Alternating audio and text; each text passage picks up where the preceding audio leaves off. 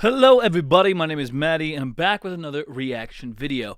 It's been a minute. I've tried to upload a few reaction videos, but they've unfortunately got copyrighted by YouTube, so I haven't been able to upload them. Nevertheless, 2024 is here and I promise it's going to be a slew of new reaction videos for you to watch and listen to.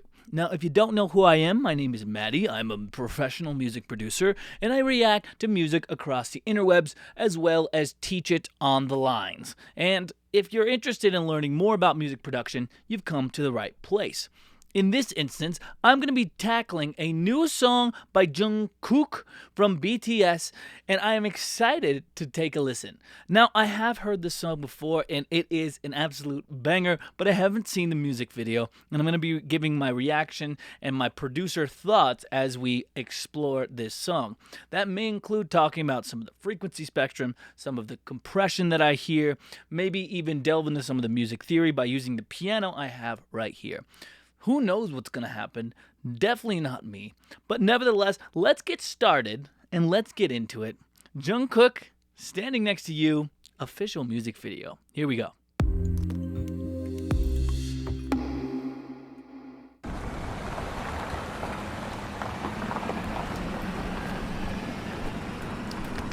All right, even before we get started, I just know this is going to have some amazing production quality. BTS being probably the biggest boy band or K-pop group in the entire world. One of the members, Jung Kook, is right here. I actually just read that Jung Kook is going to be enlisted in the Korean military starting in December, which is mandatory for all South Korean citizens. I didn't know that, but thank you, Google. And I'm guessing he released this as maybe his own single-person project, but maybe just to get something out there before he has an 18-month stint in the military where he can't do anything. Let's listen.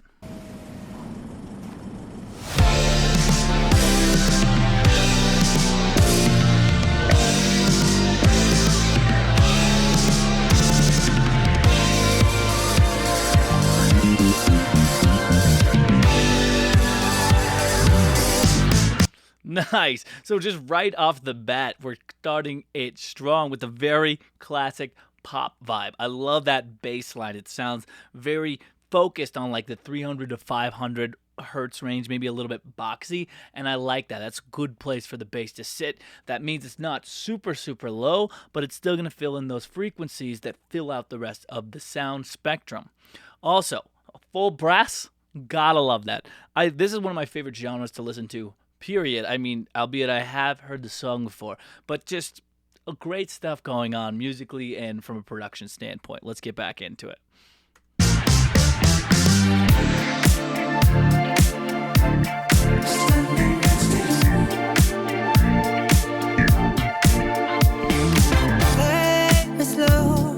I push up on this funk and give me miracles.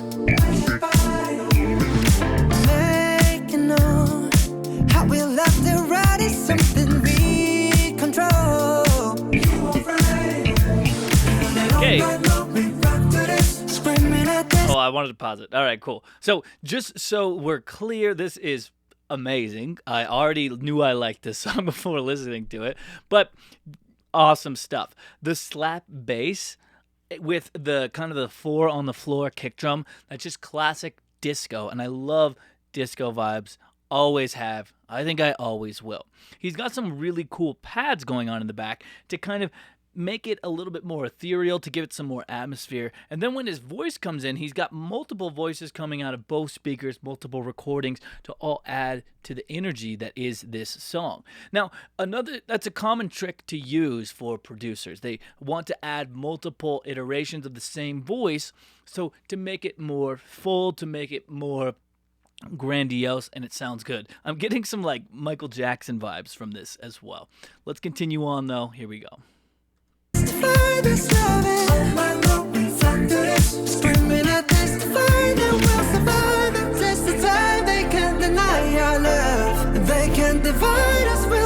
All right, do you hear this Reese bass going on right here? A Reese bass is a bass that has both sides of the speaker spectrum and usually is detuned a little bit in both. It gives kind of that uneasy feeling. It's that low end that's going to build up into something more.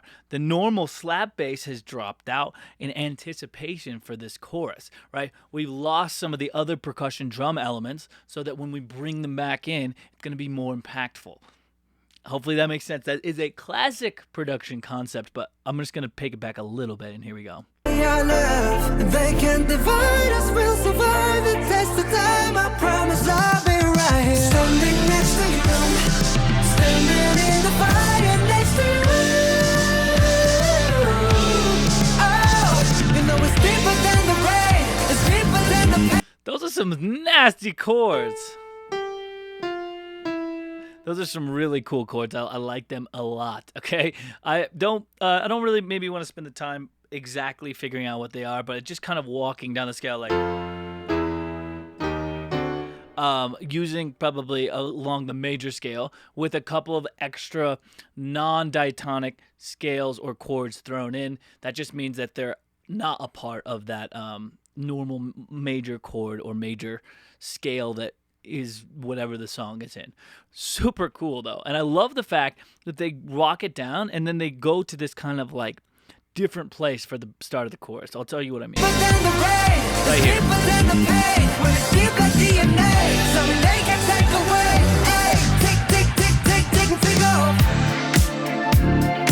Yep.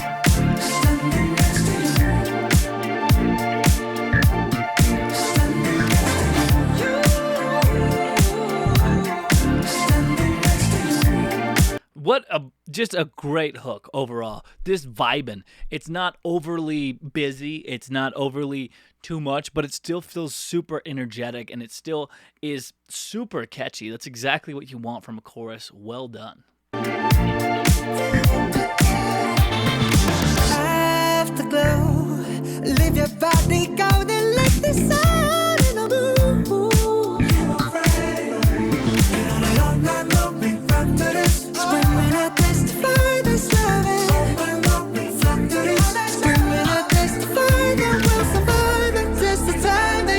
Okay, his voice, really awesome. I'm sure that if you're watching this, you probably already knew that, but I'm just saying it's so good. He's hitting those high notes so nicely, and his head voice mixing down with his chest voice is just really well connected, and it sounds really good, but well done. Well done. Let's continue on. Deny your love, they can't divide us, we'll survive the test of time. I swear that I'll be right here, standing next to you, standing in the fire next to you.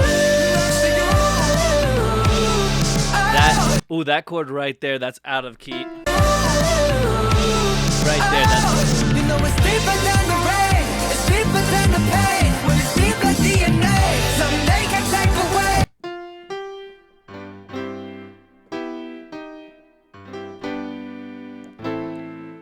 Cause it's deeper than the rest. So we got A major right there. Let me pull up the piano just so you can see what's going on. We got deeper than the rest, better than the rest. Then we got G major, and we're just chilling on those chords there, building up to the song. Let's continue on here.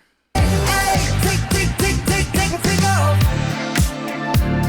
we're back in D, which is the home chord.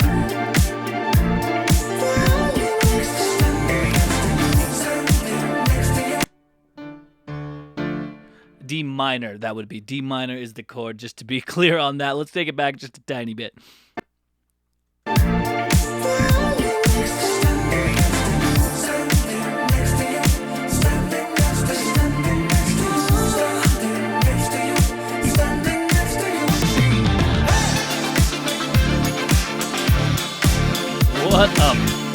What a brass bridge. Gotta love a brass bridge. Here we go.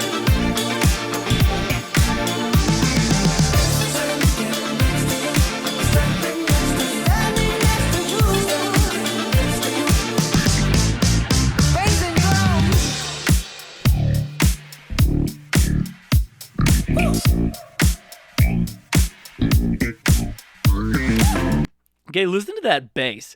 Classic kind of disco type drum, but that bass has something different about it, and I wonder if you can guess what it is. For me, it sounds like to me that there's some sort of wah pedal on the bass, which isn't an unusual, well, it is an unusual thing to kind of do, but it's super reminiscent of that funk type vibe. Basically, what's happening is an EQ curve with a high resonance peak is moving up and down the frequency spectrum in probably the bass range. And normally it's controlled with the foot by pressing down or letting the heel press or the toe press. That will change the position of it. Now, it's way more common to do with guitars, but this is kind of what it sounds like. And it might even be what's known as an auto filter, which will just move to the rhythm of the song in that same way, that resonance peak. But that's kind of what I'm hearing, and that's a very funky type psychedelic vibe, and it sounds really cool. This bass might even be paired with a synth behind it to help give it some more of that funkiness and that extra interesting sounds that you're hearing. Let's continue on.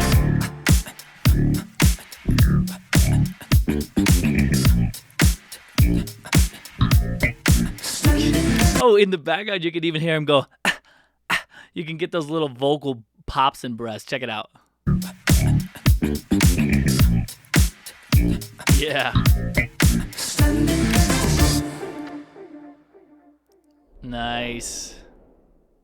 So well done. Just so well done. Honestly, my focus was way more on the actual music of the things than anything else. It wasn't really focused on the music video itself, but that's okay, right? We're totally in the clear here because I'm a musician, right? I don't really want to comment so much on the music video too much, but it definitely had some high production quality. It definitely had some money put behind it, and I wouldn't expect nothing less from a member of BTS, Jung Kook. I'm not 100% sure how to say it, but normally I try to hold out on listening to any type of these songs so I can give my literal first-time reaction, but this song was on the radio, of all places. And yes, I still listen to the radio. Got to keep those ears sharp and hear what the kids are listening to nowadays, and way to go for making it on the radio. That's how you know it's a certified banger.